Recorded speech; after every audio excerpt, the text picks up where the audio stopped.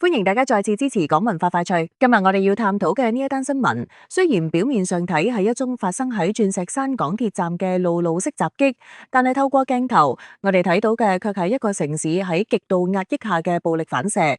影片中一個身穿便服、戴住眼鏡嘅男子，同一對情侶因瑣事發生口角，隨即演變為肢體暴力。男子先係猛推兩人，致使佢哋跌落，更加喺混亂中令到男方撞牆。呢個短短幾秒嘅衝突，足以毀掉數個人嘅一生。今日我哋唔談單純嘅對錯，我哋嚟探討喺鋼鐵都市嘅地下通道裏面，人性點解咁脆弱？我哋先嚟還原呢一場情緒失控嘅動力學。根據影片同目擊者描述，爭執起因微不足道，可能僅僅係一個眼神、一句碰撞或者一句不耐煩嘅搶道。但喺都市生活中，呢一種小事往往係累積壓力嘅最後一根稻草。呢一名戴眼鏡男子喺瞬間決定採取暴力手段，呢一個背後涉及咗心理學上嘅認知失調同衝動控制障礙。當一個人嘅神經系統長期處於戰或逃 （fight or flight） 嘅應激模式下，佢會將周遭嘅任何干擾視為威脅。我哋要深入探討港鐵站作為高壓空間嘅獨特性。香港嘅港鐵站係全世界人流量最密集、空間感最壓抑嘅公共設施。每日超過數百萬人次喺呢啲地鐵網絡中穿梭，密閉嘅空間、機械化嘅節奏，加上無處不在嘅冷氣同廣播，呢一種環境本身就會誘發人體嘅幽閉焦慮。對於長期處於呢一種環境下嘅人嚟講，一場爭執唔再係人與人嘅交流，而係空間壓迫感嘅一次外化。呢名男子推人嘅動作，實際上係一種情緒嘅洩洪，佢試圖用暴力去奪回對呢個壓抑空間嘅控制權。法律嘅制裁係呢一宗事件中不可忽視嘅錨點。喺香港法律下，呢一名男子涉及嘅罪名可能包括普通襲擊或者更嚴重嘅襲擊致造成身體傷害罪。如果你單純認為推人只係小事，咁就大錯特錯啦。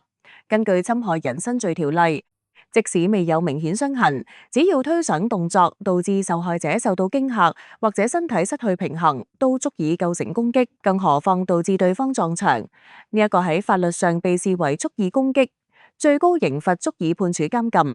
呢個唔僅僅係賠償幾千蚊嘅糾紛，而係一場要背負刑事紀錄嘅代價。我哋更加要探討公共道德嘅滑坡。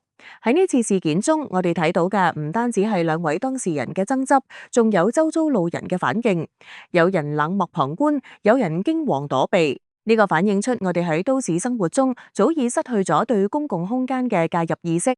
我哋習慣咗各家自掃門前雪，習慣咗對暴力選擇性失明呢一種旁觀者效應 （bystander effect） 喺繁忙嘅香港地鐵站入邊被無限放大。如果每個人都能夠喺衝突萌芽嗰陣以冷靜嘅方式介入，或者呼叫站務員，呢一種悲劇或許根本唔會發生。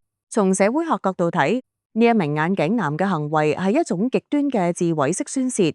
佢以為推開咗對方就解決咗不滿，殊不知佢推開嘅係自己嘅理智。喺香港嘅社會環境下，社會流動性停滯，房價高昂，貧富差距拉大。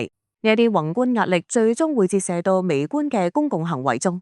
一個人喺職場受咗氣，喺屋企受咗委屈，最後喺鑽石山站嘅一場推搡中徹底釋放。呢一名男子既係施暴者，某種意義上亦都係呢一個高壓都市嘅受害者。我哋要對比之前提過嘅各類社會新聞。喺泰安樓丟煙事件中，我哋睇到咗對職業安全規定嘅漠視。喺大學生電騙案中，我哋睇到咗對誠信底線嘅放棄。喺泰國宅心案中，我哋睇到咗對人性價值嘅徹底背離。而呢一宗鑽石山站襲擊案就提醒咗我哋，當我哋連喺公眾空間嘅控制力都喪失嘅時候，我哋仲剩低乜嘢？香港引以為傲嘅文明城市標籤，唔應該只係靠冷氣充足嘅商場，而應該係靠每一個人喺地鐵月台上面對爭執時能深呼吸嘅嗰2秒鐘。我哋要討論情緒健康嘅城市議題。香港嘅精神健康資源一直處於極度緊繃嘅狀態。喺呢一種情況下，我哋更需要建立一套公共空間緩衝機制，例如喺地鐵站內增加更多嘅休息站、更清晰嘅衝突處理指引，甚至喺地鐵內推廣情緒急救嘅知識。我哋唔能夠單靠警察嘅執法，執法係最後嘅防線。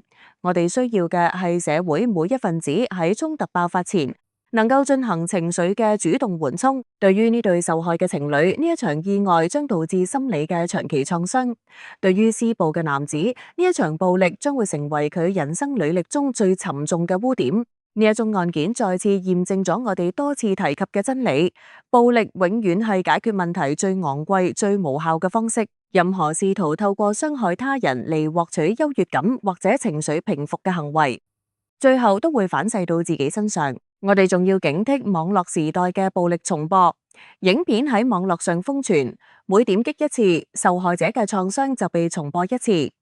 我哋作為網民，係咪有必要轉發呢一種充滿暴力氣息嘅片段？呢一種轉發係咪喺無意中助長咗暴力觀賞嘅病態傾向？我哋應該更加關注事件背後嘅解決方案，而非單純消費暴力畫面。回歸到每一個獨立嘅個體，我哋喺每日通勤中應該做乜嘢？當你感到憤怒湧上心頭，當你嘅身體因為被碰撞而顫抖，請俾自己2秒鐘，呢2秒鐘足以俾你將施暴者呢一個標籤從你嘅名單上移除。我哋需要更具韌性嘅靈魂，去對抗呢個讓所有人疲憊不堪嘅石屎森林。香港作為國際金融中心，我哋嘅競爭力體現喺效率同韌性。但係如果呢一種效率係以犧牲公共空間嘅安全為代價，咁我哋將失去一切。鑽石山站嘅呢一宗襲擊係一面鏡，照出咗我哋城市生活中最狼狽嘅一面。我哋每個人都係呢面鏡嘅一部分。如果我哋繼續縱容暴力、無視公德，咁下一個喺月台上跌倒嘅可能就係我哋自己。誠信、安全、互相尊重，呢一啲唔單止係學校裏邊嘅口號，更加係維持城市運作嘅基石。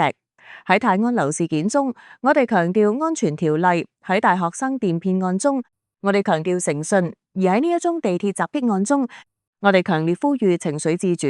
當你無法控制你嘅情緒時，你就唔再係一個自由嘅人，你成咗情緒嘅奴隸。而呢一種奴隸制最終會導向監獄。我哋呼籲港鐵公司喺加強閉路電視監控嘅同時，亦都要加強站內嘅緊急應變小隊巡邏。喺人潮最擁擠嘅車站，警力同保安嘅能見度直接影響咗暴力嘅發生率。但更重要嘅係，我哋每一位乘客都需要成為呢一條地鐵線上嘅和平守護者，唔可以為爭執同你無關。當暴力喺月台上蔓延嘅時候，呢列車上嘅所有人都處於危險之中。最後，我想對所有讀者講，無論生活幾咁艱難，請保持你嘅底線。呢一場鑽石山站嘅衝突雖然喺短時間內會被新新聞取代，但係留俾當事人嘅傷痕將會持續好耐。希望呢一宗新聞能夠成為我哋嘅反思，而唔係下一次暴力嘅靈感。喺呢一個鋼鐵城市裏面，俾我哋學會溫柔，學會忍耐，學會成為彼此嘅支柱，而非推手。多謝大家收睇呢場超深度專題解釋。如果你覺得呢一種解釋能夠帶俾你更深層次嘅社會思考，請記得點讚、分享，並且訂閱港聞快快趣。我哋要持續關注每一單新聞背後嘅結構性問題，從而建立一個更安全、更理性嘅香港社會。生命無價，平安第一。我哋下集再見。